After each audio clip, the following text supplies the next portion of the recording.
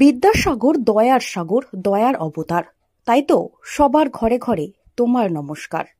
তুমি যে সে সিংহ শিশু, তাই তো বলেছেন কবি। তাই তো সবার ঘরে ঘরে আছে তোমার ছবি। তবে এই বাড়িতে ছবি নয়, স্বয়ং বিদ্যাসাগর থাকতেন। এখনো রয়েছে তার ঘর, আর এই প্রাঙ্গণেই হয় মা দুর্গার আরাধনা। কিন্তু বিদ্যাসাগরের স্মৃতিধন্য শতাব্দী প্রাচীন এই জমিদার বাড়ির দুর্গাপুজোর এখনো বজায় রয়েছে এক অদ্ভুত নিয়ম।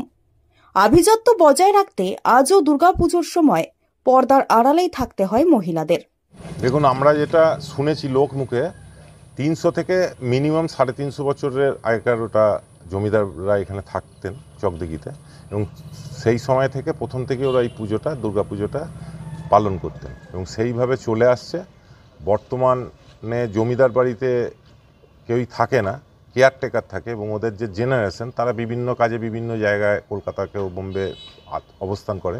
কিন্তু এই দুর্গা পুজোর সময় তারা কিন্তু একটা সময়ে নির্দিষ্ট দিনে প্রত্যেকেই এখানে উপস্থিত হয়, এবং এই যে পুজোটা তাদের যে পুরনো দিনের যে রীতি রেওয়াজ মেনে চলে সেইভাবেই কিন্তু তারা পালন করে।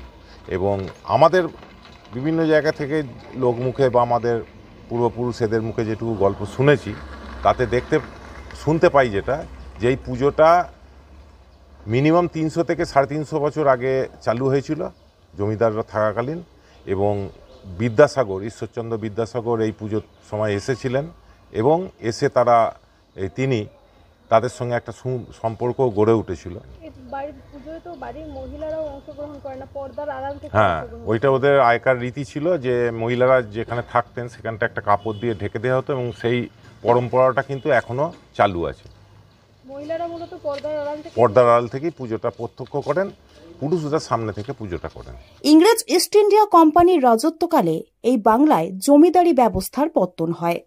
সেই সমসাময়িক কালের ইতিহাসের সঙ্গে জড়িয়ে রয়েছে জামালপুরের চকদিঘির জমিদারদের নাম। দেশ স্বাধীন হওয়ার পর জমিদারি প্রথা বিলীন হয়ে গেলেও 375 বছরেরও বেশি সময়কাল ধরে চকদিঘির বাগানবাটি সেই জমিদারি ঐতিহ্যের সাক্ষ্য বহন করে চলেছে। 100 বিঘা জমি জুড়ে রয়েছে জমিদারদের বাগানবাটি, যার কোনায় কোনায় ছড়িয়ে রয়েছে জমিদারি রাজত্বের নানা নিদর্শন। ঐতিহ্য পরম্পরা মেনে এই বাগানবাটির সুবিশাল মন্দিরে প্রায় 290 বছর ধরে পূজিত হয়ে আসছেন দেবী দুর্গা। জানা যায়, একথা পণ্ডিত ঈশ্বরচন্দ্র বিদ্যাসাগর মহাশয় দুর্গাপুজোয় এই বাগানবাটিতে আসতেন। কিংবদন্তি চলচ্চিত্র পরিচালক সত্যজিৎ রায় তার সিনেমার শুটিংয়ের জন্য এই বাগান বাড়িটিকেই বেছে নিয়েছিলেন। জমিদারি রাজত্ব আজ আর নেই, তবে জমিদারি আভিজাত্যের গরিমায় খামতি টানতে চাননি জমিদার বাড়ির উত্তরসূরিরা। তাই আজও পূর্বপুরুষদের নিয়ম ও নিষ্ঠা মেনে প্রতি বছর দুর্গাপূজা করেন তারা। এই জমিদারি বংশের খ্যাতি শীর্ষে পৌঁছেছিল সারদা প্রসাদ সিংহ রায়ের হাত ধরে। প্রজাবৎসল জমিদার সারদা প্রসাদ তার জমিদারি এলাকার প্রভূত উন্নতি সাধনে অগ্রণী ভূমিকা নিয়েছিলেন। শিক্ষা বিস্তারের জন্য তিনি চকদিঘিতে তৈরি করেছিলেন বিদ্যালয়।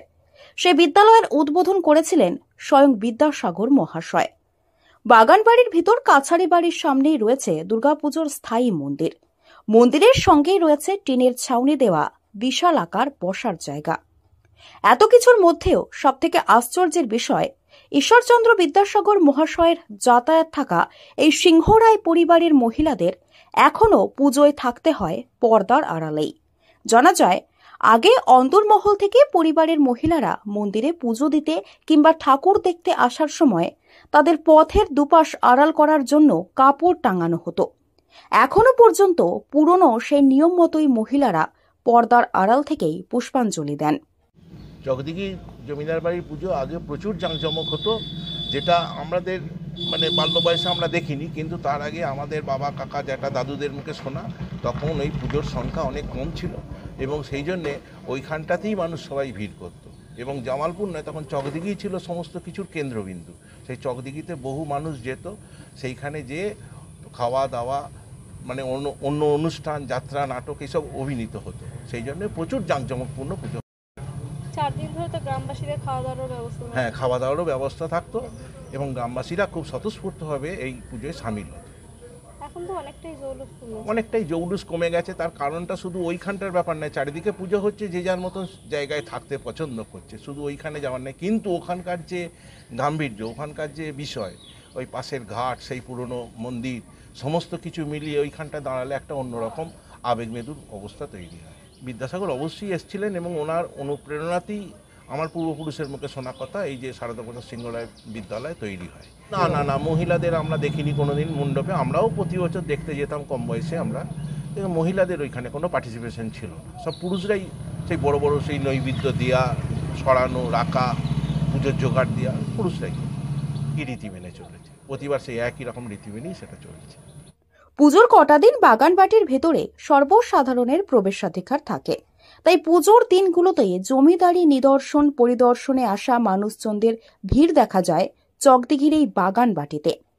চকদিঘি বাগানবাটির পরিবেশে মুগ্ধ হয়েছিলেন প্রখ্যাত চলচ্চিত্র পরিচালক সত্যজিৎ রায়। তার পরিচালিত ঘরে বাইরে সিনেমার প্রায় পুরোটাই শুটিং হয়েছিল এই বাগানবাড়িতেই। এছাড়াও এই বাগানবাড়িতে হয়েছে একাধিক সিনেমার শুটিং। পূর্ব বর্ধমান থেকে সায়নী সরকারের রিপোর্ট, লোকাল 18 বাংলা।